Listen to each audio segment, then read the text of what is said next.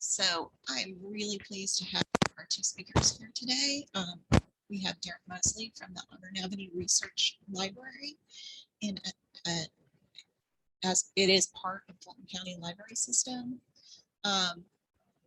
Derek and Auburn Avenue were among our pilots for our ArchivesSpace hosting program. And then I've got my colleague Mary Willoughby here with me, and she is the brains behind the ArchivesSpace implementation, and she is going to talk a little bit about the ways that you can customize your user interface. So without further ado, Derek, take it away.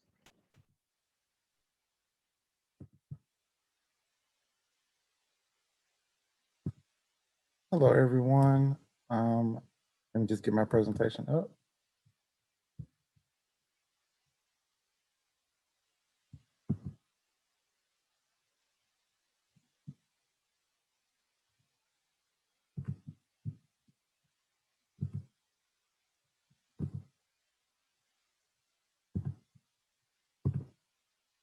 Okay. So thank you so much, Sheila and Mary, for inviting me to be a part of this presentation. At the end of 2019, we were able to work with the DLG to actually implement ArchivesSpace for us. We have been using Archivist Toolkit through DLG for the last couple of years.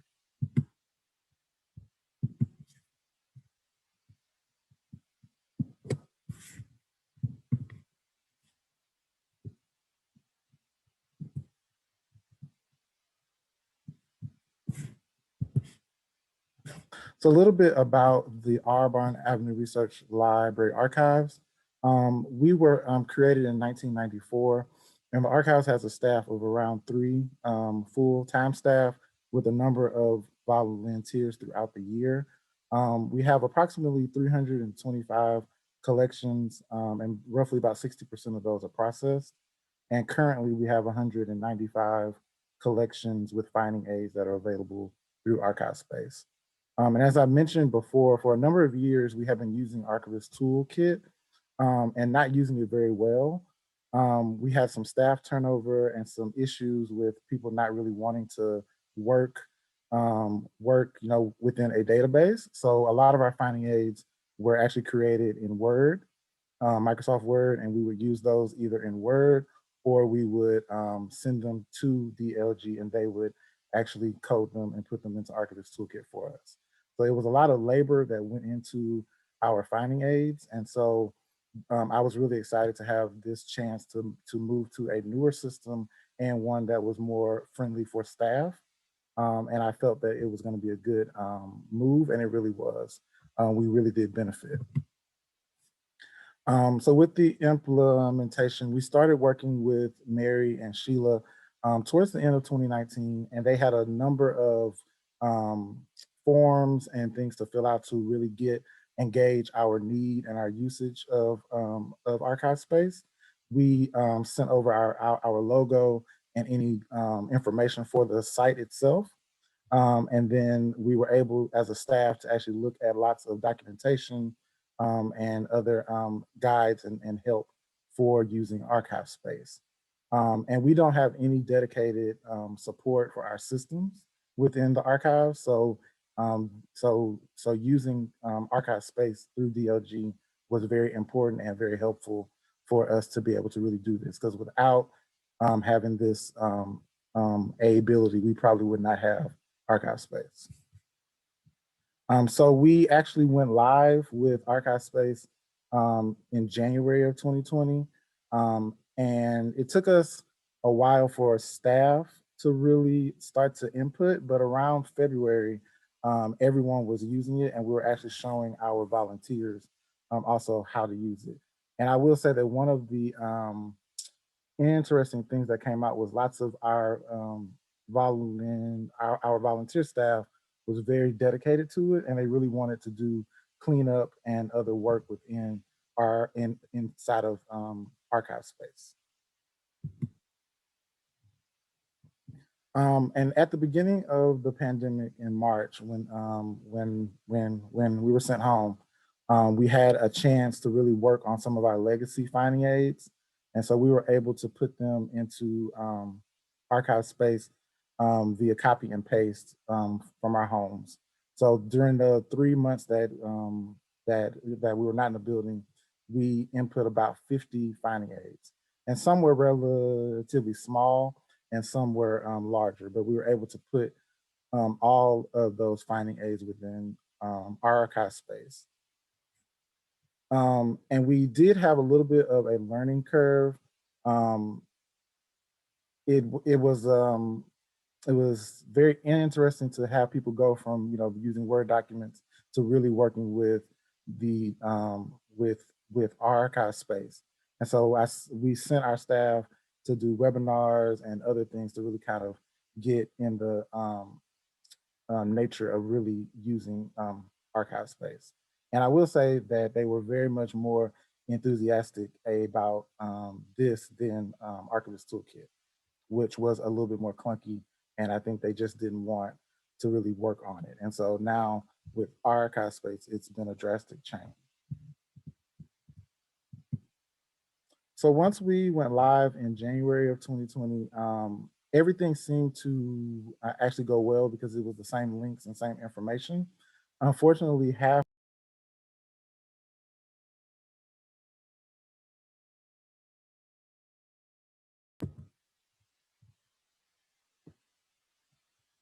we switched to a new website. So everything on our existing website changed. And for patrons, there was a lot of learning curve in order for them to find exactly how to get to our finding aid links and things like that. So that created some problems. We also had lots of issues with staff and patrons trying to actually use the front end of ArchivesSpace.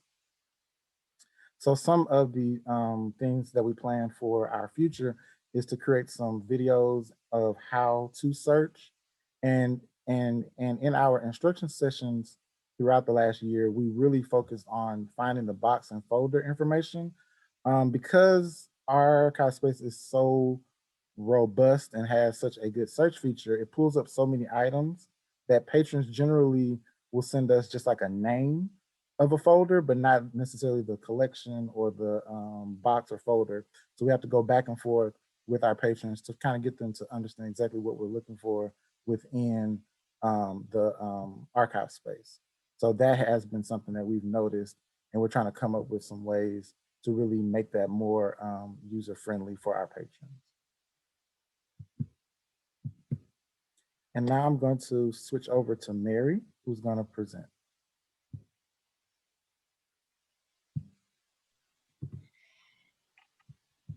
Thanks, Derek. Give me just a second here. Let me get my screen share going. Y'all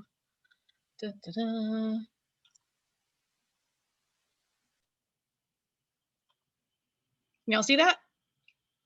I'll take that as a yes. So when we got ready to roll out this service for our partners, we realized that there was a demand for this service, and that also we had to be, one of the things that I think was identified as a need was something that was affordable and accessible to institutions of various sizes. And so we knew we needed to kind of keep our overhead lean for this. And I'm going to talk a little bit about some of the ways that it has worked out so that we can do that. And one full disclosure thing: I am not an application programmer or a web developer by any means, and so for me to be able to do this as sort of a part of our role in provisioning this to our partners, it has to be pretty accessible. So I have some basic HTML experience, but not anything like web development. So that kind of gives you an indication that this is really pretty it's pretty achievable in terms of what you've for a system this complex and robust. There's a lot you can actually do with it to build out in pretty simple ways, and I'm going to go through some of those. So First of all, thank you, Derek, for your telling us what your experience was like in working with us through that piloting process. I know it was really great to have input on that from y'all and to partner with you on that. Also, I want to give a shout out to the Athens Regional Library System, because I'm going to show you later in my presentation some of their site customizations that we did. So thanks to them for letting me show them off.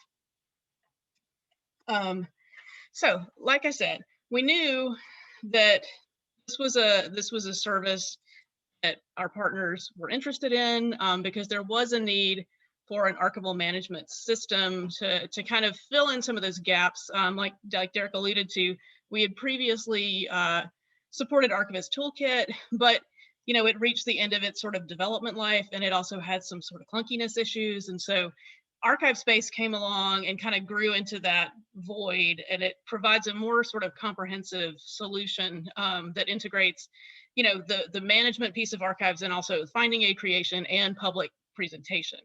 And to some extent, all of those things are customizable, but I am particularly going to be talking about the public user interface and the things that we do to sort of support customization and branding for our partners on that.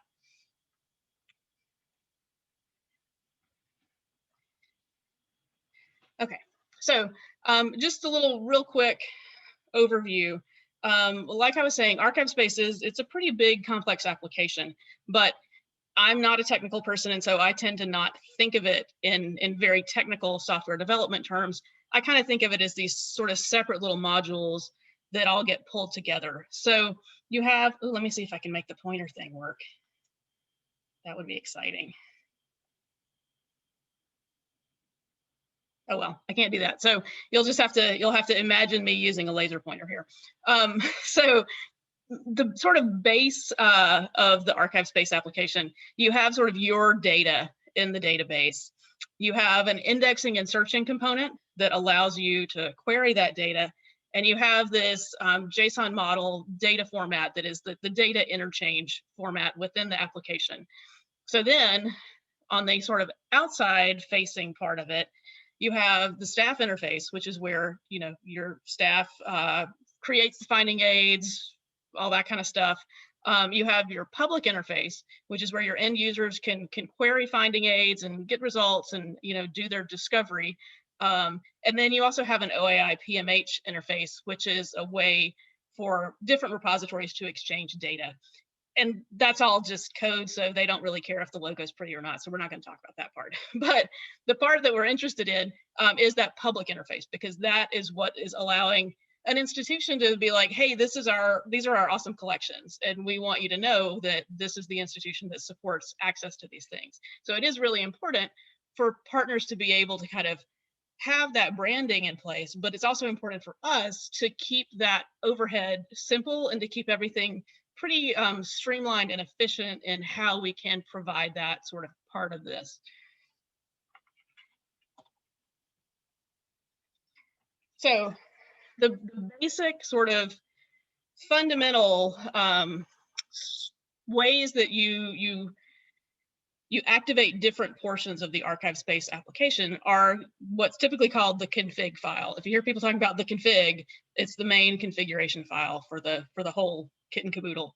And what happens here is that there are sort of settings that determine what URLs the application uses, what different features are sort of turned on within the application, how inheritance in a finding aid is going to be displayed, things like your email settings. And then there are a couple of very important things are, as far as branding goes, or this is where you specify sort of where your branding assets are going to be. So sort of the first thing you have to do in looking to customize an ArchivesSpace instance is to make some changes to your config file so that the system will know where to look at your brand for your branding information, for your branding assets like your logo, your CSS files, things like that.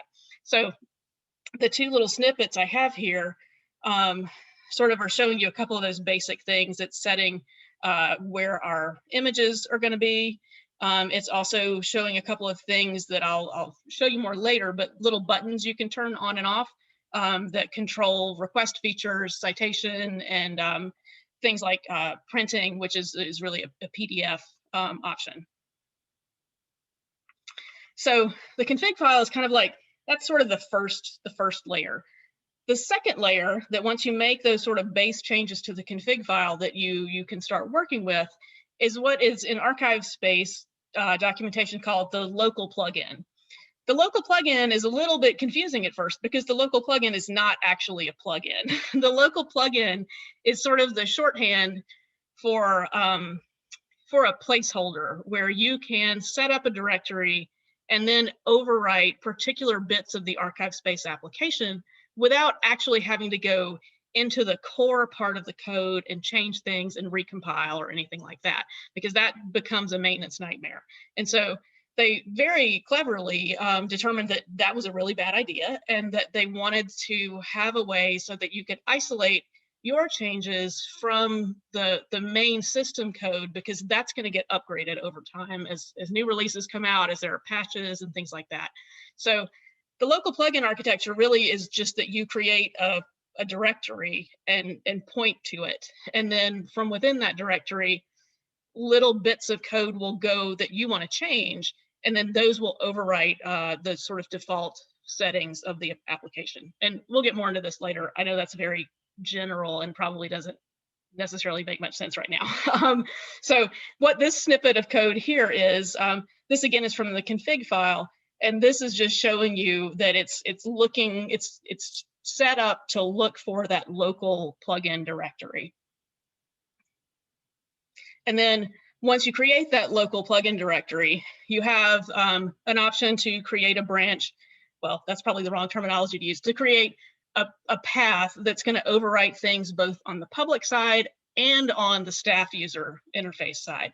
Now, typically, nobody much cares what their staff interface looks like, because just staff is seeing that. And while, you know, we all love nice, pretty things, everybody knows where they work. And so that hasn't really been a priority for us, changing those. But the public interface, on the other hand, is definitely something that, you know, everyone wants to make sure that their brand is being represented the way they want, that they have the information that people need, like their hours, what kind of their collection focuses are, you know, all of those sort of things that communicate that institutional presence sort of out into the very vague sort of internet space that we all increasingly live in now. So on the public side of things, you have, again, these are sort of the three directories you'll see mentioned a whole lot. And this are your assets directory, your locales directory, and the views directory. And what those are, the assets is where you put things like your images for your brand logo, your CSS sort of static files that the system is going to call on to populate those areas of your web page. The locales directory, excuse me,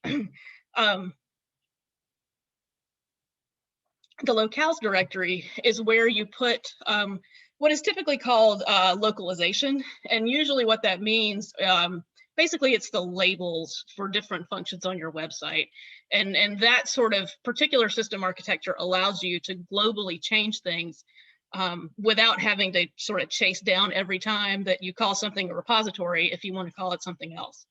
The views directory are where the templates for the different public web pages that an end user would interact with go.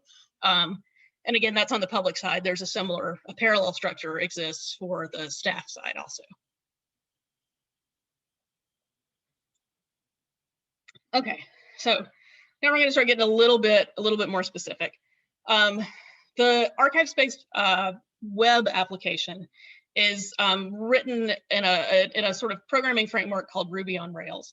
And that's not really important for you to know. You just need to know that Ruby is a programming language, and that when we talk about encapsulated Ruby, what that means is it's a little bit of that Ruby programming language that goes into a template for a web page. And so when that template is sort of hit by the system, it's going to spit out a bit of HTML5 that has information that comes from the underlying database and that JSON exchange format that are put in there by that encapsulated Ruby code. So we'll talk a little bit more about that later. So that's where you get your basic HTML from. And then on top of that, you have CSS, which it's, CSS3 is sort of the current version. And that's what's going to style all of your HTML that you have. You also have image files, things like your logos, your favicon, any other ones that you might have. The localization file, that's where all of your sort of labels, some of the text that appears on your main page is on there, and I'll show you that in a little bit here. And then there's also, there are a couple of other ticky things you can do. If you want to get pretty fancy using the local plugin architecture, you can, to some extent, modify some of the ordering of data that comes in from the database, but that really sort of gets, you have sort of diminishing returns quickly as far as how much effort you put into making that work versus how fancy it actually is. So we don't typically do a lot of that, but we have done some limited reordering of, say, items on a menu or something like that. So those are sort of the general kinds of files that you're working with. And those are the things that you're going to target if you're using this local plugin architecture to customize your site. There's not really much beyond that.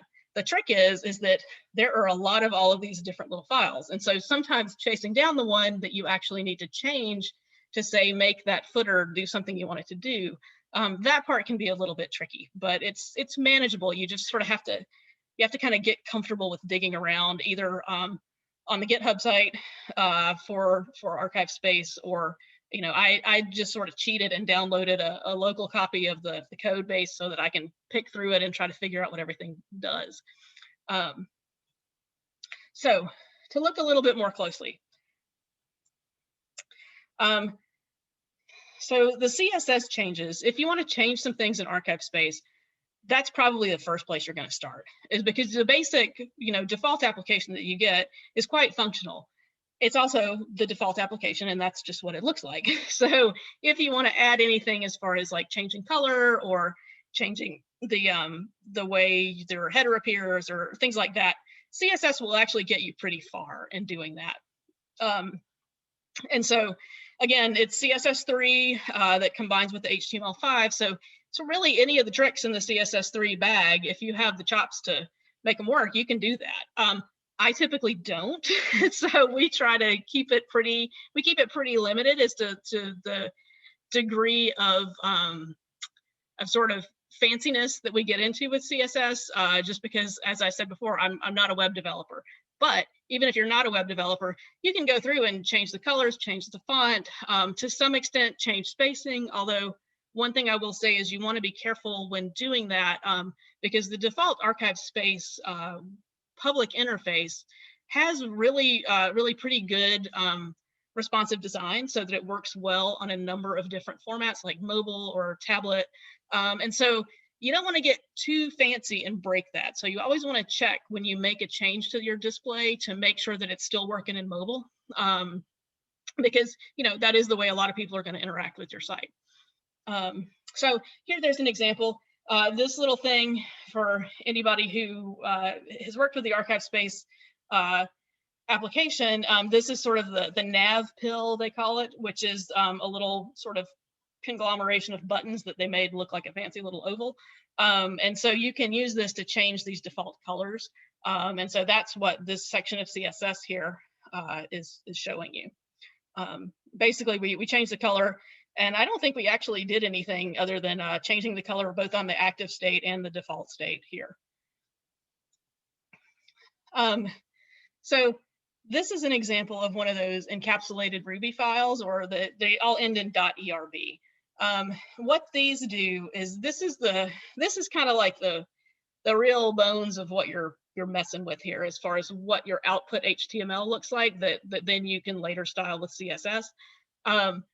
So what you can do here, and again, there's basically a little tiny ERB file for pretty much any piece of the application you can think of, and it's pretty well normalized. There are not really a lot of ERB files where there are a lot of different functional areas of the page that are sort of crammed into one thing.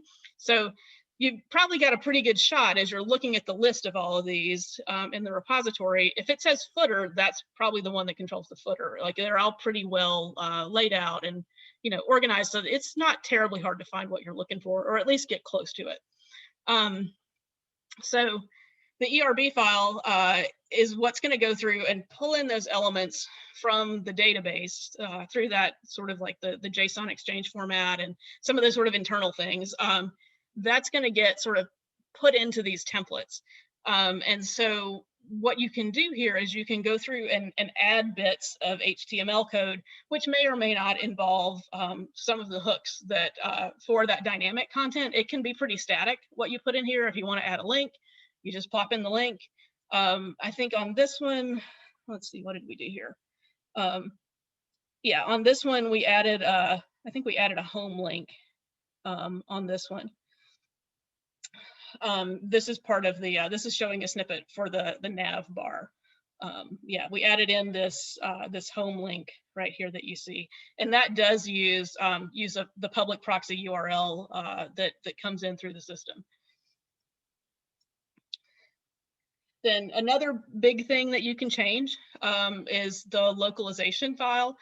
Those are .yml files, which I think is called GAML, which has some cute little recursive acronym that I don't remember right now. But basically, YAML is another format, a lot like JSON or XML. That's just sort of a data exchange kind of store format. It's commonly used for those localization files, which are both used, like I said, you can change labels sort of globally across the system.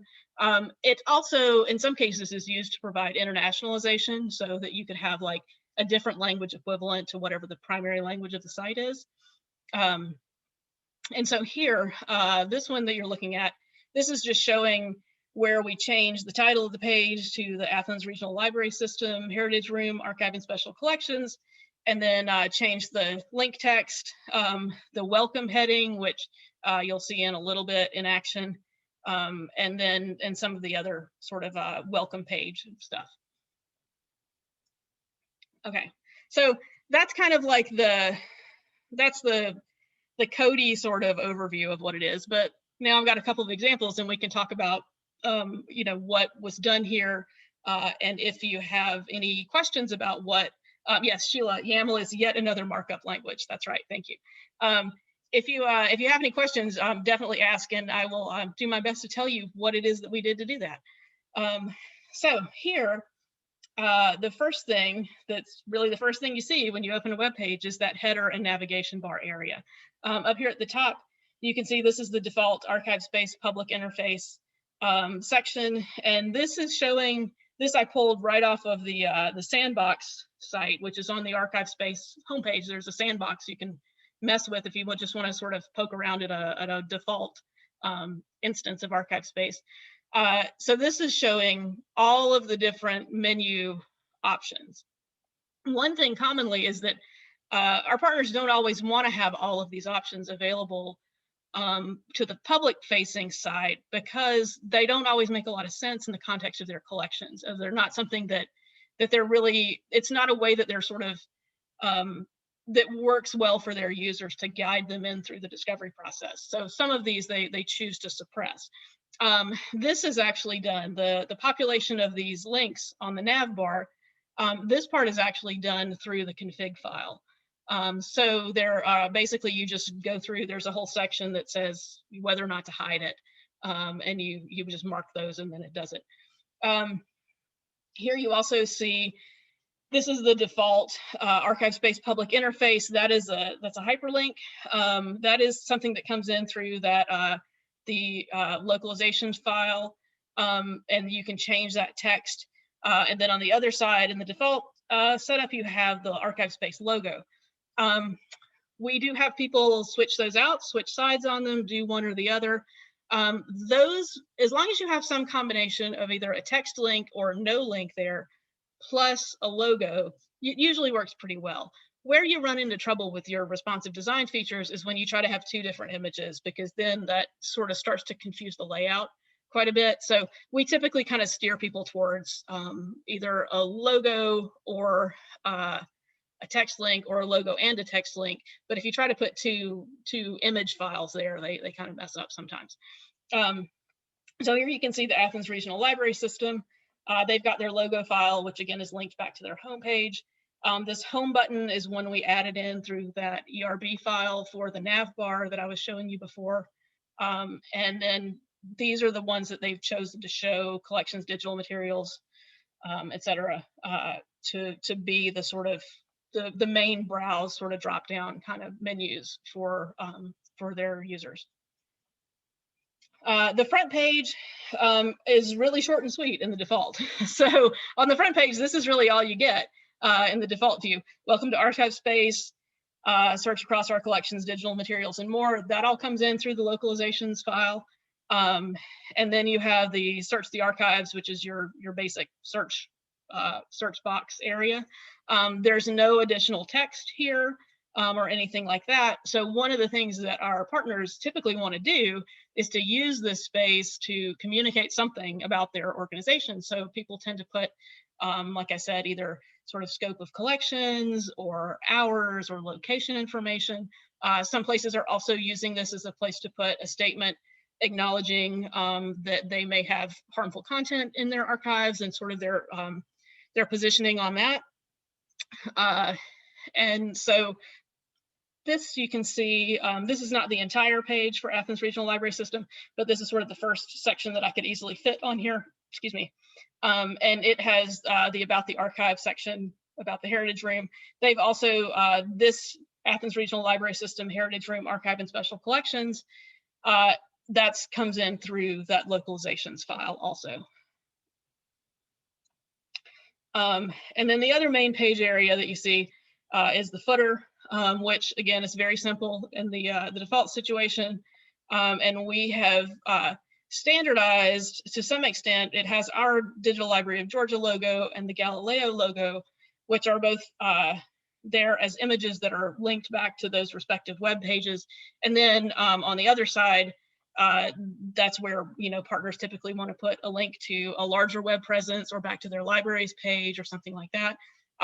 We also do have some partners who are using this as an area for that harmful content statement, because that way it appears on all pages that are served instead of just being on that front page. So that just depends on, you know, if people want to use that, how they want to set that up. And then this is sort of getting at, you know, really kind of the meat of the presentation of whatever resources people are looking at. This is a resource page, which typically would be something like a collection. This is the default view in the ArchivesSpace sandbox. Here you see that little nav pill I was telling you about with the default colors. They have these cute little badges for different things, like the test collection has a cute little box there. And then you have the buttons for the different functions that people can get to from this page. The default ones that are enabled are citation, request, and print. Typically, people have at least one, usually a couple of these that they want to actually use in practice. The one that people may or may not use is usually that request button, because it just depends on how they want to handle that contact process. Some people are using that through the ArchivesSpace system. Some people are doing that externally. And then you can see this is one of the resource pages as we've customized it. These colors all came off of their sort of brand color profile. So we've got the cute little green. And then this is the nav pill that I showed you before that we changed with the CSS. And then the rest, you know, you can see the CSS changes with the font and the colors and everything like that. And they have disabled that request button, but are using the citation and the print features. And if you want some more information on how to theme an ArchivesSpace instance using this local plugin architecture, then you can find a lot of resources here. The ArchivesSpace homepage has a good amount of documentation on there. The TechDoc site on GitHub has expanded quite a bit in the past 6 months to a year. So there's a lot of good information there. This theming ArchivesSpace document is an excellent place to get started because it'll tell you exactly which ERB file you need to change to sort of enable the local plugin setup and to move forward with that. And then Our DLG ArchivesSpace hosting information is here. If you are interested in our hosting services or want to know more about what our process is, that's a good place to start. And another good place to start always, of course, is just to reach out and get in touch with us if you have any sort of questions. So that's everything I've got is in my slides, except for, of course, the thank you for attending. And if you have any questions, I would be very happy to answer them to the best of my ability.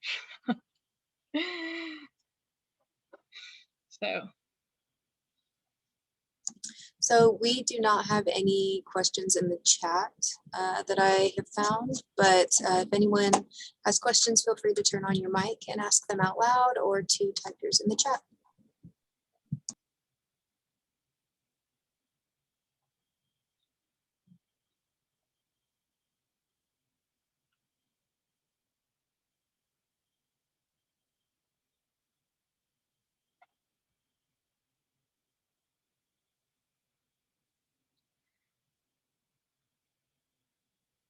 And of course, in this, I also want to be sure to say, even though we have done our best to minimize how much we have to bother them, we do enjoy the support of a number of excellent sysadmins and developers who have definitely helped us a huge amount with the implementation of this, and also, you know, with some of these customization things. When I run into something where I'm like, I can't make this work, then they have always sort of got me back on track, and I very much appreciate that.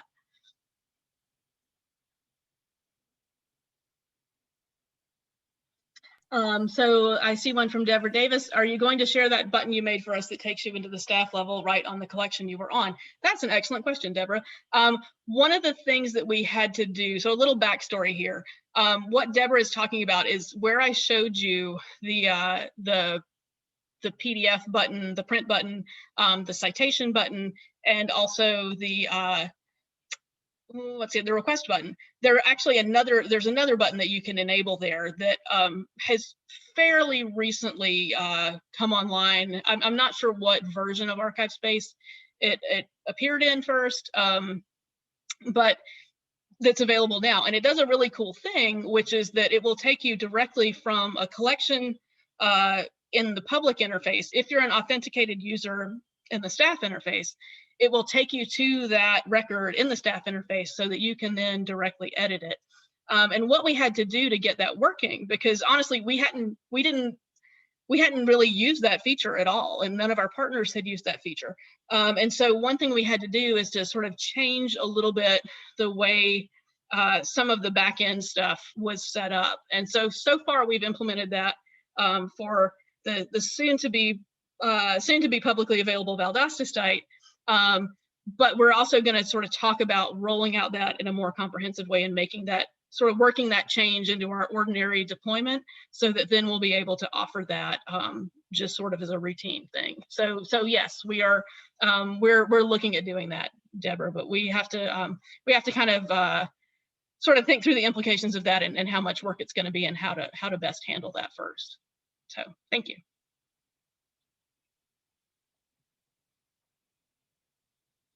Anything else? Okay, so what else can you tell us about the DLG hosting service and how it differs from hosting directly with lyricists? We're still on Archon and would love to move over to ArchivesSpace. Sheila, do you want to take that one? You have a more sort of comprehensive view of things than I do.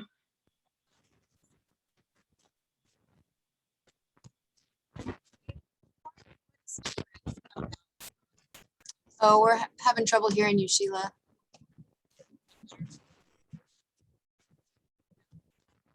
That better? Yeah, a little bit. Here. No. Here. Is that better? There you go. Yeah, that's better. This headset. Oh, technology.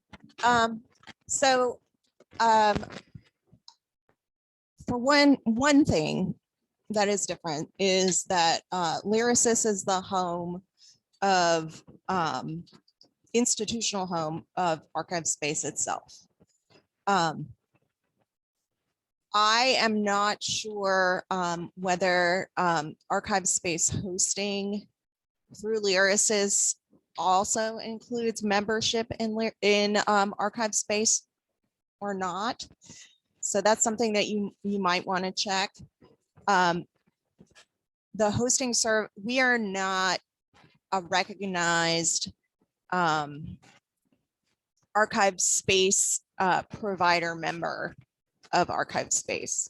So what that means is that we're not paying $50,000 a year to be a member. We still have access to all of the publicly available things. There is a lot of there's a lot of content out there now, so that those particular member help pages are not nearly as essential as they once were. We do limit some of the customizations that we can do. Part of what makes this so low cost is that we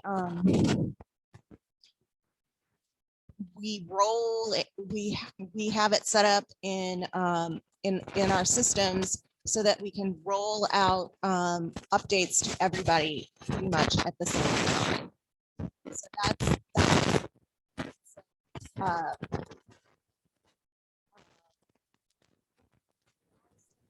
Oh, we lost you again, Sheila.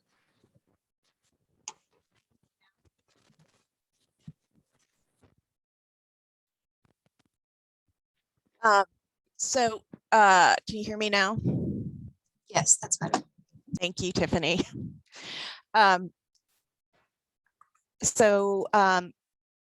You know, there are certain like fancy things that we might not be able to implement for you if it means that we have to update more than the areas that Mary talked about, the YAML files, the local files, and the ERB files. So, and I'm trying to think of what else is different.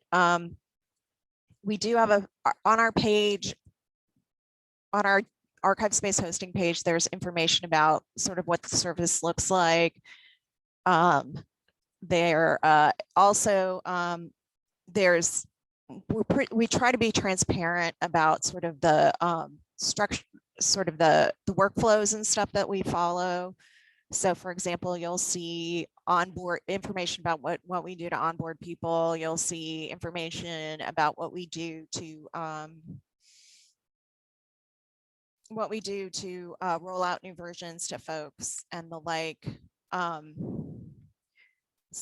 But you may get better, you may get a different level of service and help than what we can provide. We can't provide training, for example. We just don't have the staff to do it. So I think those are kind of the differences. And yeah, it can be a significantly lower cost through us.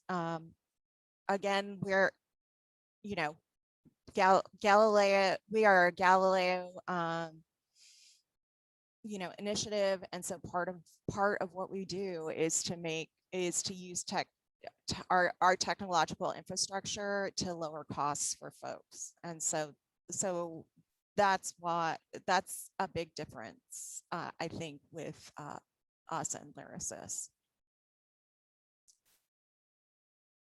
And Deborah, I don't know if you want to talk about, so Deborah from Valdosta State, we've been working with her and her staff to move them from their lyricist hosted ArchivesSpace to ours. And so I don't know if you want to talk a little bit about the differences in the service, Deborah.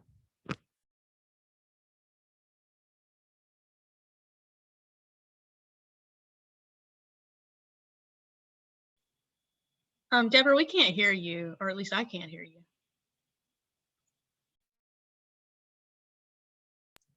I don't think your microphone is working at all.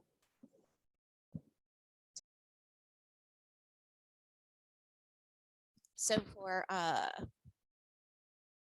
Deborah did put a couple of comments into the chat. So since her mic doesn't seem to be working right now, there's some info about that. And we also, I will say that we have the same, our cost is the same for everybody. Whereas lyricist, it depends on the size of your FTE and that kind of thing. Rod, I'm curious, where are you right now?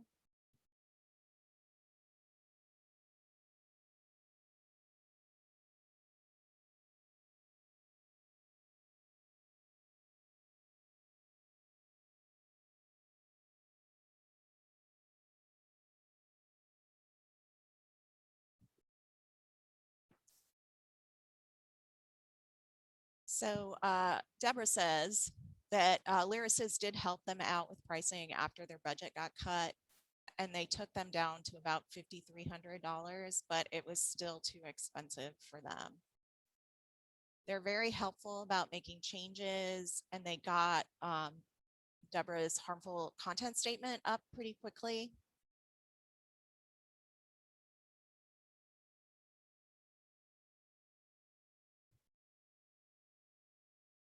Yeah, and Rod said, Rod's initial quote was higher than that. Rod, what institution do you work for? Just out of curiosity, you can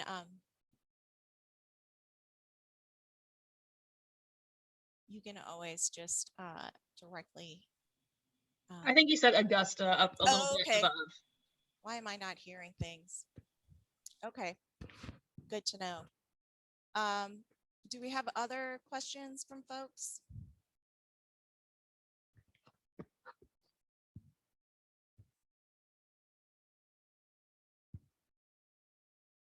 All right. Well, I want to thank everybody for joining us, and I especially want to thank Derek and Mary for their presentations.